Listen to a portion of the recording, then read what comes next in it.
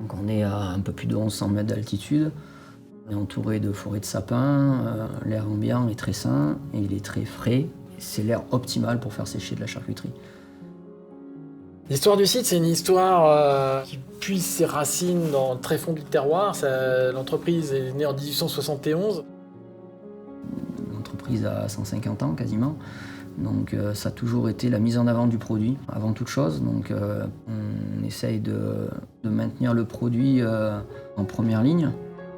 Cette entreprise du patrimoine vivant repose sur 4 piliers qui sont un savoir-faire rare, qui s'est perduré dans le temps, ancré dans un territoire et capable de continuer à innover. Si on n'a pas une bonne matière première, on fera pas un cheval de course avec un mulet. Le démarrage il est là, il faut un très très bon produit de base pour arriver à la quintessence de la salaison. Si on n'a pas une matière première extra noble et super bien travaillée, on ne pourra pas faire quelque chose de grandiose derrière. On peut utiliser du cumin, du piment, différents types de poivres, blanc, noir, gris. On peut utiliser des sels marins comme le noirmoutier, la fleur de sel de Camargue. On a toujours essayé de tirer vers le haut la qualité de nos saveurs. On n'a pas des séchoirs avec des balancelles plastiques, c'est des cadres en bois, c'est assez traditionnel. Pour nous, la meilleure technique, ça reste encore le pommage à la main.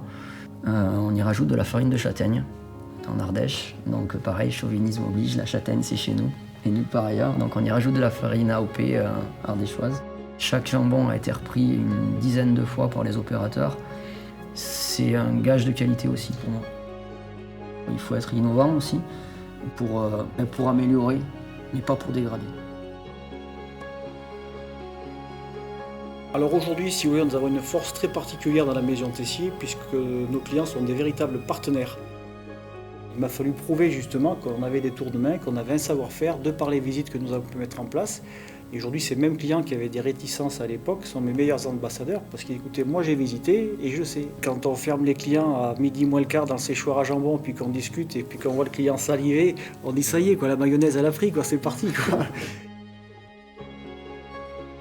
On distribue partout en France, mais on a des régions de prédilection qui sont le sud-est et Paris. Et on a encore besoin de conquérir davantage le nord et l'est de la France. Et le partenariat avec Stalaven, il y a une complémentarité assez inouïe. Actuellement, si on fait l'addition de Tessier et Stalaven, ça représente 8000 bouchers charcutiers traiteurs. Vous voyez, on a une marge de progression importante.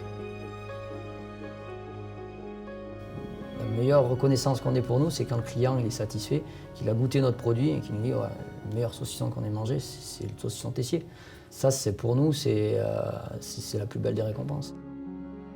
On a notre âme dans le produit. On y met tout notre cœur et c'est notre métier et on adore ça.